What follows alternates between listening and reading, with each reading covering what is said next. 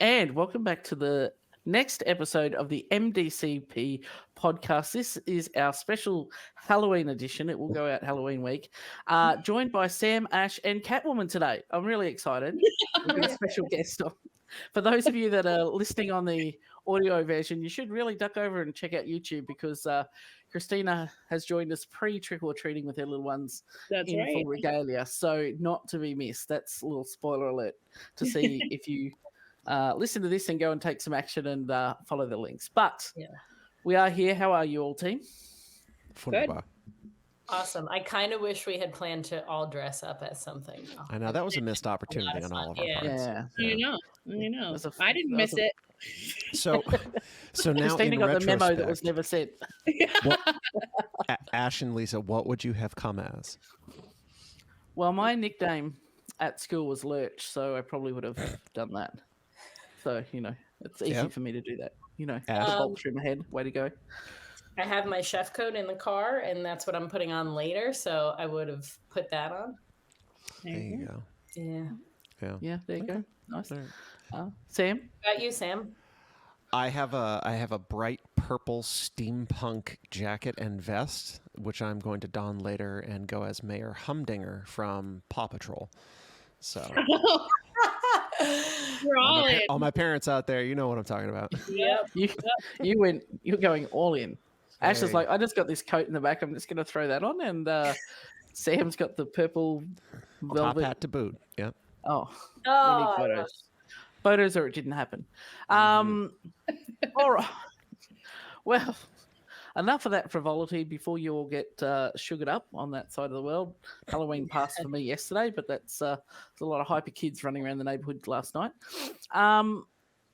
What I thought it would be great for us to talk about today is take a slightly different tact and talk about, so when you're working as a solopreneur, an entrepreneur, an intrapreneur, I'm creating words everywhere and doing your own thing, and it can be really hard to have a defined space where you work.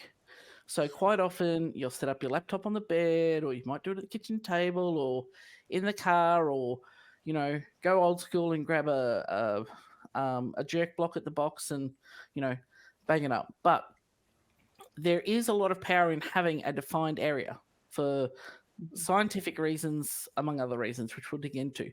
But I thought that was worth digging in, is understanding the value of that and the struggles that we may have had as a team, as individuals, creating that and understanding the need for that. Sometimes when it just comes up and, as we like to say in Fit Fill It, you trip over the truth and you realize, this is a step I've been missing. Mm-hmm. So I thought this was worth digging into for our audience today, because I think that might be a struggle that's out there. Yeah. I know it was for me. Yeah, for sure. Yeah, I mean, I think I just had this breakthrough recently, because it's like working in the affiliate and then also kind of doing my own thing on the side and then having some other kind of projects that I've been working on. I constantly felt like I was playing catch up. Like I couldn't figure out what was wrong with me. Like I'm like, okay, now I got to do this. And it's like, oh no, this call is coming up, so I have to prepare for that. Oh no, I have to do this. And like, I would always be all over the place, and I would be time blocking and still just like couldn't get my crap together. And I couldn't figure out why until I kind of, like Lisa just said, like I definitely tripped on the truth and realized, oh my gosh, like I'm just working all the frig over the place. Like I might be at a coffee shop or in my bedroom or in the living room or on the couch while the girls are watching TV. And so I like went out of my way to create a workspace for myself at my gym. There's a perfectly fine office back there that almost nobody uses. And so suddenly it's like, oh, I can actually like do work here, and it kind of really, it started like a good, just like a good system of I'm in here and it's work time, I guess. Yeah. And we talk a lot in Fit Affiliate about, freedom of time, purpose, all of that sort of thing. And, when you feel like, and we're looking to get that elusive work-life balance. So when your work is your laptop and it's portable, you can take it everywhere. It's very easy to slip into doing bits and pieces. And I know, Christina, one of the things that you struggle with was that if something got cancelled or shifted around, then you were just kind of chill out for that time instead of like, okay, well, here are the million other things that I need to get done, and not repurposing that time. And we're not saying fill your day with minutia, but as humans as well, like we're habit driven. We know this. We're wired to. It's almost like Pavlov's dog. It's like I go to this place, so when I go to this place, this happens. Yeah. And if I know that this thing is, we're all conditioned to going to work in an office. So when I go here, physiologically, hormonally, your body starts preparing for what's going to happen there. Yes. That's the adaptation. It knows when I go here, here's the things I need to be prepared. Like I'm going to eat in, these increments. Like I can only pee in these increments and all this kind of stuff. I can't just, have a nap at the middle of the day. So by creating that structure of this is where I go to work, as soon as you sit down, your brain starts to, over time, starts to go, oh, I know what to do, and just slots into that gear in that space, which makes you, incredibly more effective and more in tune. And then also going, okay, well, if this is where I'm at work, it makes it very much easier when you go home. Now I'm home. Laptop's away. I'm home. Yeah. Mm-hmm. Yeah. Sam, thoughts? I know for me, I had to take it. Well, I'm insane. So let's not use me as a shining beacon to hold up as an example here, but I'm insane. So I had a hard time initially getting started on things. I'm very bad at task switching, right? And so when I switch tasks, cognitively, it costs me a lot. So time blocking was the first big fix for me. And I've never had any problem like setting up a space. I'm OCD enough that like I always set up a space, and like I know that office back there at Medfield. I had a monitor, a keyboard, a mouse, like I had a whole setup there, and that was I'm going to interrupt you, Sam. Just so we know what time blocking means for Sam, he has time blocked when he's going to tie his shoes in the morning. Like, he calendar. I want to say that's inaccurate, but it's really not. Like, it's, I'm that, like I said, I'm insane. So, like, not sponsored by Motion app. Right? God, I love Motion. Thank God. Which is a whole other ballgame. So setting up a space was never a problem. My problem became telling the difference between when I was doing something and when I wasn't doing something. And so like turning off. So it's like, I love this space and I could be very productive, but then I would just pluck my laptop out of the dock and take it upstairs and continue to work, or take my phone and go upstairs and continue to work and take messages. And I still struggle with it. And the first problem for me was getting to a point where like I could actually block time off. And if you're that person who's listening to this and you're like, yeah, I block time. Cool. Wow. I'm so happy that was an easy transition for you, because it really wasn't. And to a certain extent, it's still a process for me. But coming out of it. But I think too, though, Sam, go ahead. There are a lot of people who will say they time block, but then do they stick to said time block? Like, we all time block. Right. But the trick is, is sticking to said time block. I mean, just because you put an hour in the calendar to work out and you don't actually go and work out doesn't mean that actually happened. Yeah. But you can feel good about it because you're like, I time blocked it. Yeah, I schedule my workouts. Or the other version of it where I start like a time block a task and then I do it, but then I get to the end of that hour and I have to actually stop doing that task. Whereas like, oh no, like I don't want to let go. Like I'm crushing it. I want to keep doing this. And then no, like that's the point of a time block is you invested your hour, you move on, you do the next thing, And then at the end of the day, I have to go away. Like I have to step away. I can't have notifications anymore. This is what my home screen on my phone looks like now. Like I've tried to remove as many things as possible. And sometimes I go so far as to like take my watch off so that I can leave it. And it's still a process. I still have like attention addiction or whatever the syndrome is. But, having a space at least helps me where I come here, I do my thing. I know I'm going to do stuff. And then when I leave, that's my break. I go someplace else. There's a lot of tools and we can get into the tools, but definitely creating that space, that defined space is a big one. And, I don't want anyone to get us wrong and they think that they need to overcomplicate this and have a space.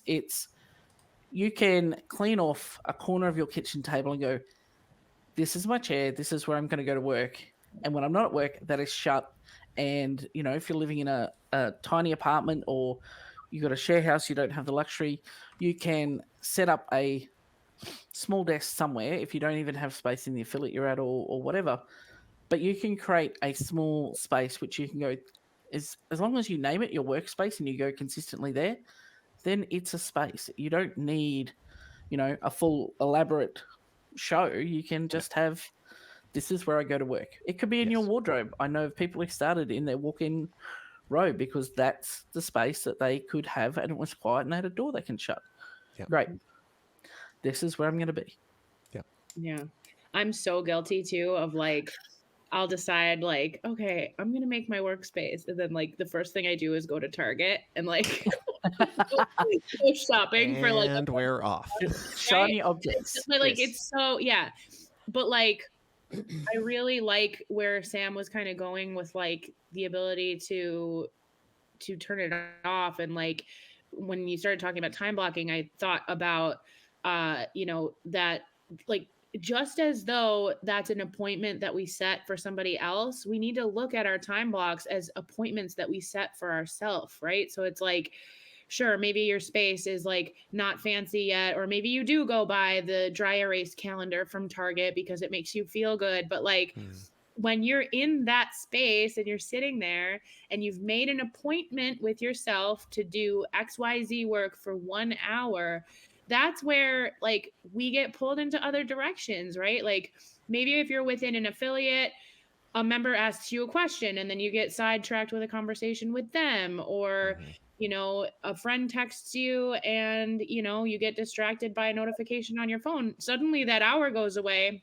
You're sitting in your space, but you haven't treated that as though it's an appointment that needs to be upheld. And I think that's something that I struggle with for sure. Yeah, I'm with you there, Christina. So I have, a desk in my room at home for when I'm home doing work.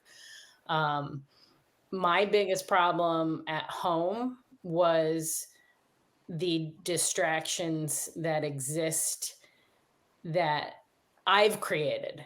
Meaning, oh, there's laundry. I can just throw that in between my tasks. But what happens? I start that load of laundry and then I go, oh, this trash needs to go out. Oh, the dishes. Oh, the dog. Like, I just find none of it needs to be done right now. It's not in the schedule for my work day, but am I being lazy if it's not right? Like, so we played this own game with ourselves, and that was a big realization for me. Go ahead, Sam. Has anyone seen the clip from Malcolm in the Middle where the father comes home? You know what I'm talking about. So he's got like one thing on his to-do list, and it's defrost the chicken. And he goes to open the fridge door, and the handle's loose. So then he goes to find a screwdriver to tighten the handle, and the knob comes off of the drawer. So he goes to find a spare nut in the garage and pulls a light, and then realizes that the bulb is burned out.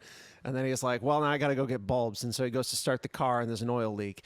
And fast forward 6 hours later, the wife comes home. She's like, have you defrosted the chicken? And he's like elbow deep in this engine being like, I'm working on it. And like, and to both of your points, the hard part is first leg blocking. Yeah, sure. For me, what is really hard is saying no. I have to, like that person who comes in the affiliate who's like, hey, do you have a question real quick? Or do you have a second? No, I don't have a second. I'm sorry. You can shoot me an email. You can shoot me a text. I can get back to you, but I got to do this. Or to myself, well, I have all of these things that I could make progress on. I could work on this assignment. I could work on this piece of writing. I could film this video or this piece of content. No, I'm going to go do my workout. I'm going to actually do the thing for myself. I have that laundry. I know that laundry needs to get done along with 10 different other things because, home life and house. No, I have to do this one thing, which is defrost the damn chicken, That's really hard. It is. And I think if we can deploy and execute some of the tools, and I know that we have some internally that we use for clients of affiliate, it does make that decision easier to say no. So when we talk about something like our CEO workflow, where it's like, here are the key activities that I have to do today, not specific tasks. Yeah. And then from there, you can time block out, okay, well, if one of my key activities is domestic stuff, you can bang in anything in there that fits under that banner. And, clients can be training, can be whatever it is that retention, if you own an affiliate, it could be programming leads, growth, anything that fits under those headings. And you go, okay, that's a key activity today. Here's what's under that activity. Where does it then fit in my day? And then that's when it gets to very specific time blocking, is that I need this time and whatnot. We're not saying do more things, jam pack your day and be busy, but how do I be more productive and effective? And that lets me have control. And, for example, Ash, like, you're working at home, having it in an easy way and setting boundaries that the family don't just come in and go, well, mum's home, she could make me a sandwich, or she could, but it's like that, communicate that expectation to everybody that this is, I'm at work now. It's like I've gone to an office. I'm just here. Yeah. Right. So I need to have this time to do that. Yeah.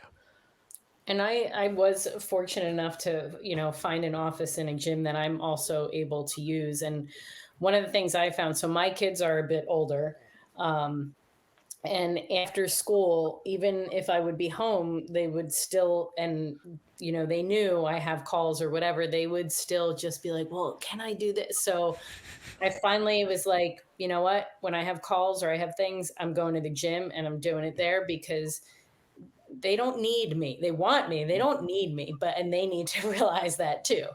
But, I was, lucky enough to have that opportunity. Yeah. But I actually wanted to touch on something Christina said earlier about, you get a text from a friend or whatever. I don't know about droids, but like Apple has a phenomenal feature called Work Focus, so that you can't even see a number on your text or your phone calls. You don't even know if you have a missed message, because it doesn't disturb you. And if you're like, oh, well, what about my kid's school or this, that, you can have exceptions to the rule. So if your kid's school calls you, that call will come through or whatever. And I think it's been a phenomenal tool for me. I don't hear email dings. I don't hear texts. I don't hear calls. I have learned to set that time for that stuff.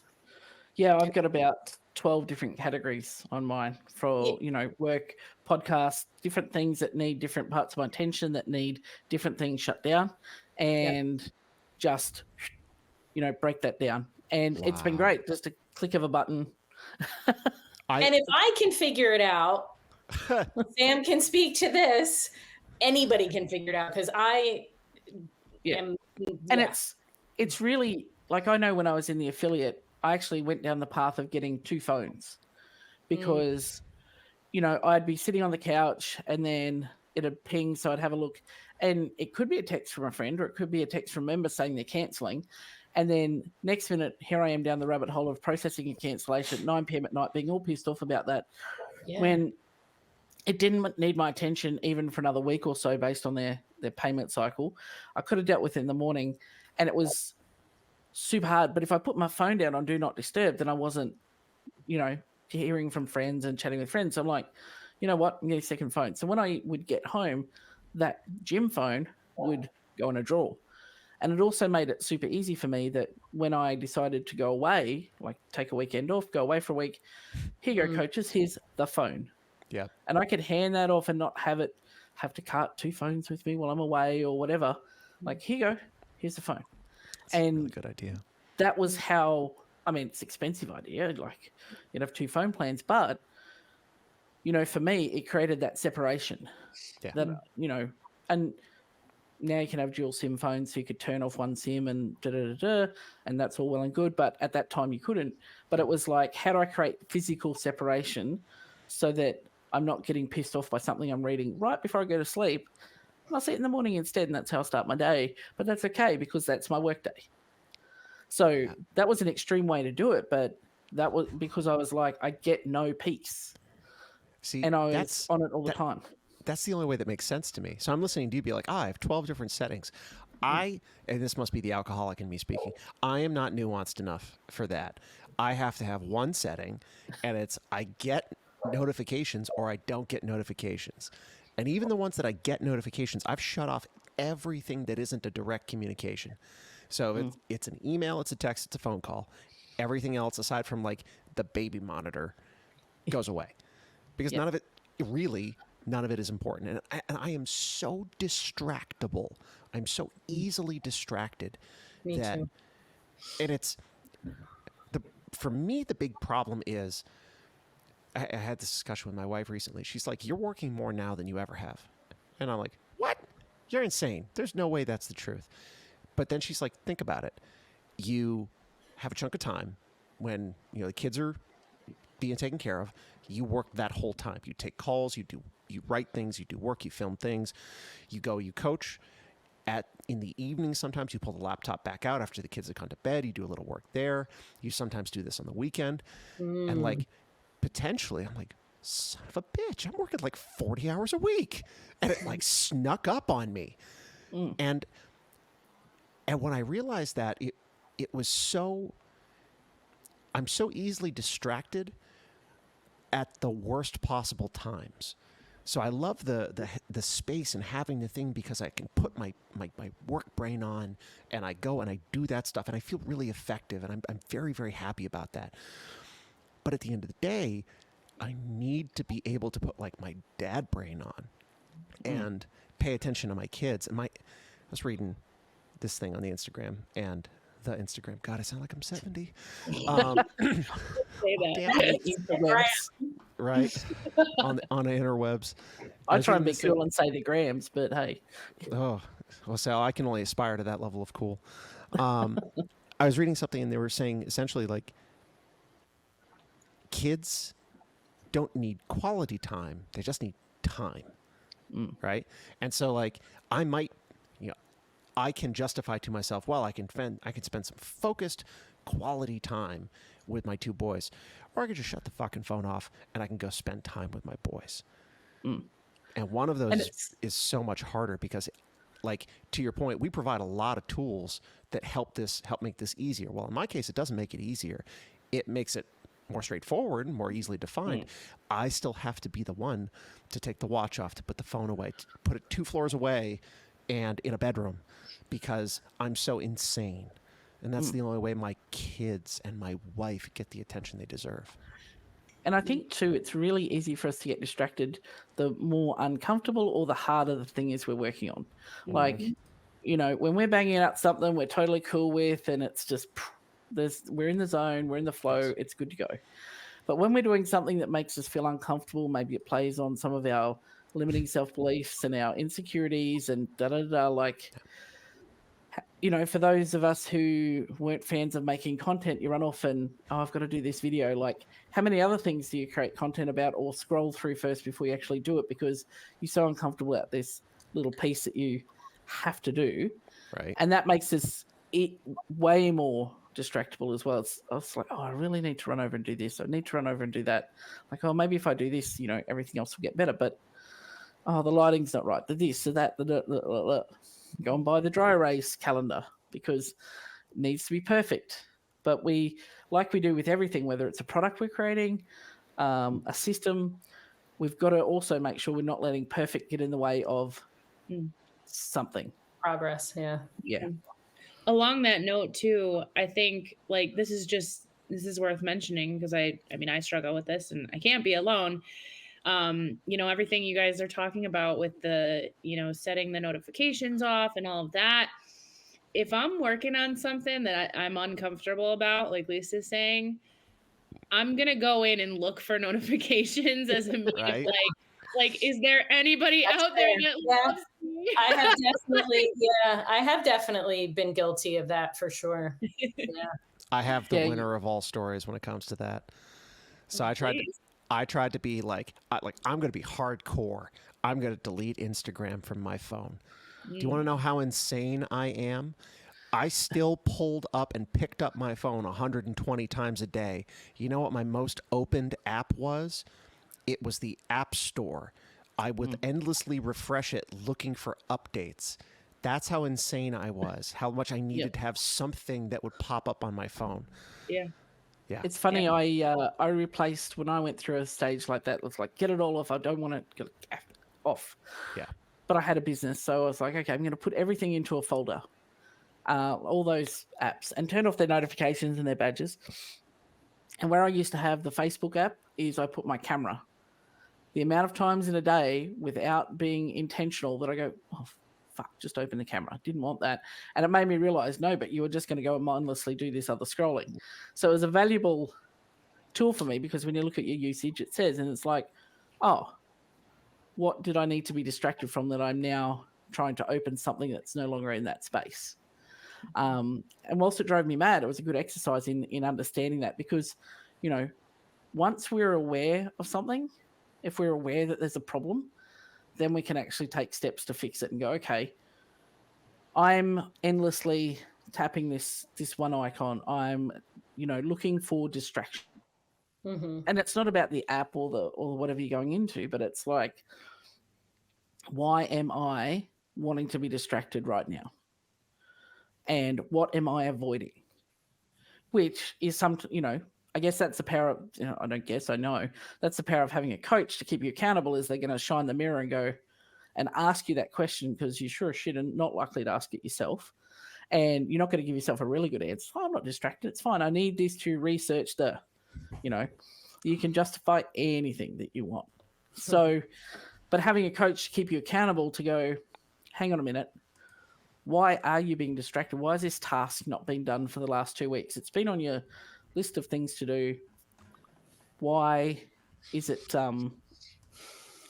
Christina's just frozen and her computer's just died, and that was the image we've been left with. Catwoman has left the building. But it's, hopefully she can jump back in. But it's, why am I being distracted right now? And understanding it's like, oh, because this makes me uncomfortable because X. Great. Now you can start to work through it. Yeah. Like, I know that we're talking about tools and the million tools and strategies that you can use. But again, it's don't fill it with the things and the tools and the structures so you make it so rigid that you can't move. Yeah. And that you're waiting for it to be perfect. But these are things that you can employ strategically that will help you. So, for example, Sam, we just talked briefly, made mention of Motion, AI app for your scheduling. Yes. I looked at the thing and I was like, oh, yeah, cool. And you spoke about it, so it's amazing. I got on it and went, nope. I did it for like 2 days. I went, nope, this is not how my brain works, and this doesn't work for me. So rather than persisting with something that doesn't work with me just because it's the coolest thing, that wasn't going to help me. I was like, I'm spending way too much time adjusting it, Yeah. No. For me, just blocking out time in my Google Calendar manually myself, that's what works for me. Yeah. And I go, great, this is great. I can move things around if I need, and I'm not overwhelmed with, again, it became a giant distraction. But for your brain, it works really well. You're like, no, it didn't take me long to set up at all and do it. I'm like, didn't work for me. Yeah. But I recognize that and go, okay, but what is a tool then that does work for me in that space? Yeah. Well, and I think back to Stephen Covey, who wrote The 7 Habits of Highly Effective People. And I think it was him who said, you know, you can have all the apps and systems and to-dos and best practices and all that stuff, but at the end of the day, like, you've got to do. And the system can be a distraction. You know, and especially where trying to remain focused is such a huge thing for me. I can obsess over the how instead of the doing. Right. And it's because I'm like, you know, again, I'm insane. I'm trying to craft this experience. Like, I want the doing of the thing internally to give me the same pleasure that watching Tony Stark work with his computer in 3D looks like. Like, I want to feel the way he must obviously feel when he has a beautiful system and it's, touch sensitive and all that crap. When in reality, none of that has anything to do with me actually doing work and actually moving the needle. And motion, for example. The reason motion works for me is because I have to block time, but I also have to-dos. And so I mix those two in motion. I have lists of things that I do, and then based on my availability, it's an easy thing to have the AI be like, you need to do this right now. And I go like, all right, cool, I'll do that, right? And that takes it removes one little bit of decision fatigue for me. I mean, speaking about the systems and the templates, you're right. Like, you still need to do the doing. I remember when I first came on board with Fit for Lead as a client, and in my coaching calls, Tony and Chuck would talk about something. I go, oh no, I've got a template for that, or I've got a system for that. And they're like, cool. Are you actually using it? And I went, well, no, but I've got it. And it was all beautifully, had my logo on it. It was beautifully there. And it was, but just never, like, I had more systems than anybody that were just sitting, in a drive. And because I wasn't executing on that system, I'm like, well, maybe if you deployed half of these tools you've got, life will get a lot easier, which it did, but I'd spent so much time perfecting the thing that I just forgot to use it. Welcome back, Christina. We missed you. I know. I don't know what happened there, but I'm back. It's a good thing. So, I mean, we've all sort of... Yeah, go, Ash.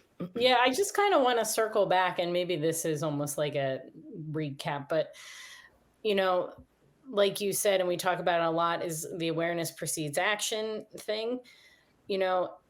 One experiment you could do with yourself that I try to do regularly is, if you have an app or a distraction like laundry that tends to get you regularly,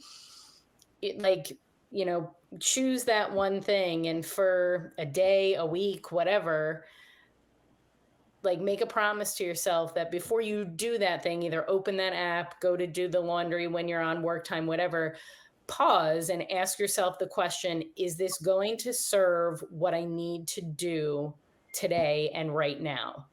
Or is this going to waste time? And that 30 seconds of that pause, you'll probably cut yourself off and go, no, I don't need to do this now. And you'll you might re-navigate back to what you were doing. But it sounds so simple, and it's, simple, yes, easy, no, because we have to hold ourselves accountable and we have to catch ourselves doing it.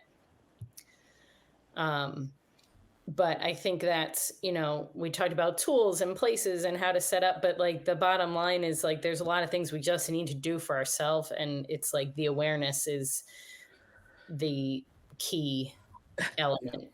Yeah. Yeah.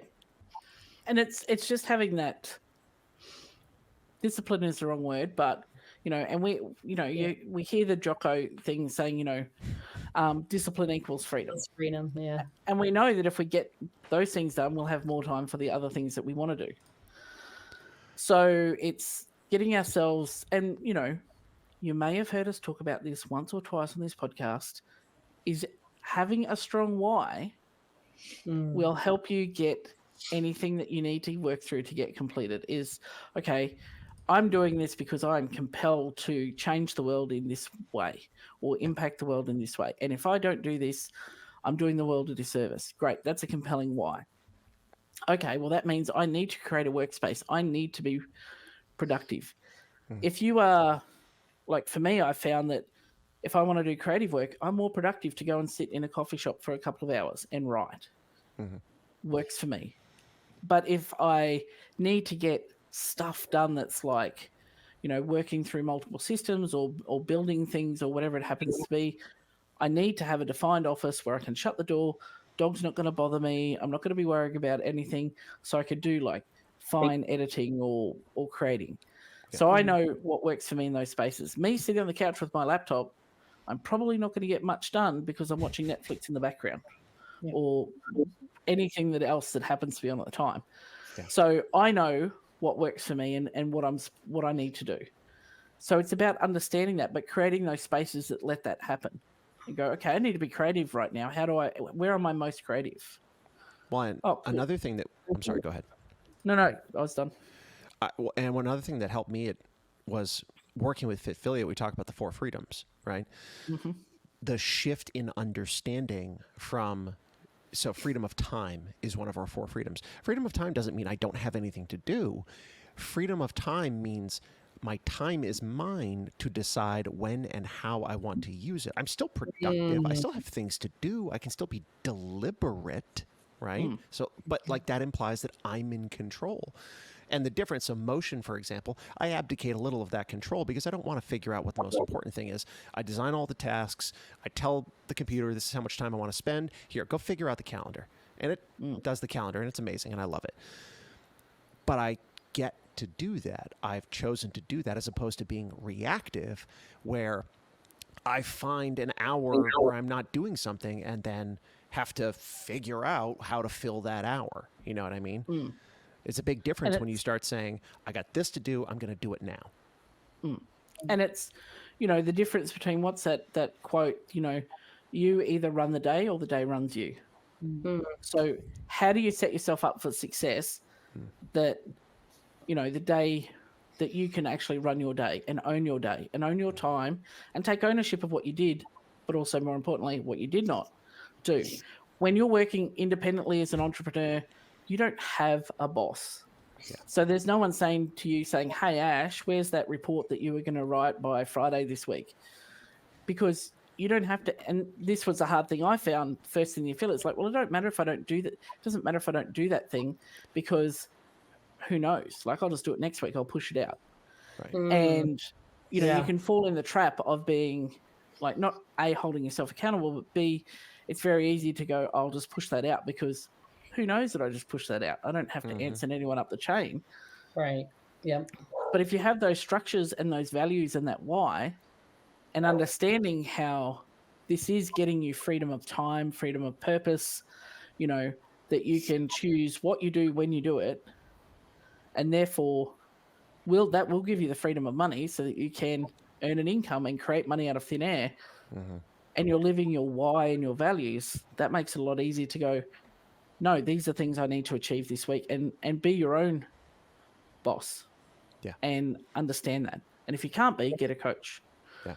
Like that's a big piece of that puzzle for sure. All right, as we look to put a pin in this Halloween themed episode, made my day. Best episode. What are your top 3 tips and strategies for creating a workspace that works for you? Ash? You start with me. You're at the top of the screen now. It changed around. You're at the top now. I definitely swear by the phone notification, or like Sam said, put your phone away, put it in a place so that it's not going to distract you. It's funny, isn't it? Phones on silent used to be the big thing. If it's on silent, and now it's like that's just no one that just doesn't even work anymore. Yeah. And then set up what you need at your workstation. So if you're doing computer work, let's say, like if you want coffee, water, have all the shit right there. Right. And number 3, time. I really do believe in time blocking. And prioritizing, because let's face it, especially if you have kids or family, emergencies come up, your kid's sick at school, you got to go pick them up. You can't say, I'll do that in 2 hours, right? Like you got to do it. So it's like, but if you come back and you missed something, okay, what's the priority? Where can I pick up? Yeah. So, yeah. Cool. Sam? Learn to say no. That's a good one. Yep. After that, it would be don't confuse process for progress. And finally, when you're done working, actually be done working. Yeah, they're good ones. Christina? This is tough going last. So many good things already. I would say number 1, make sure that you do that deep dive to define what is important to get done, and like whichever one of you said, prioritizing what is truly important for you to do. I would say